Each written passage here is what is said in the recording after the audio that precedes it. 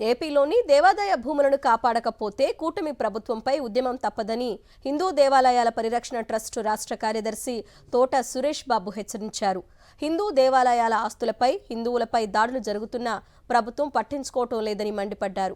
హిందువుల ఓట్లతో కూటమి ప్రభుత్వం ఏర్పడిందన్న విషయాన్ని మర్చిపోవద్దని, ప్రభుత్వంలో మార్పు రాకపోతే ప్రభుత్వాన్ని మార్చడానికైనా వెనుకాడబోమని వార్నింగ్ ఇచ్చారు సురేష్ బాబు.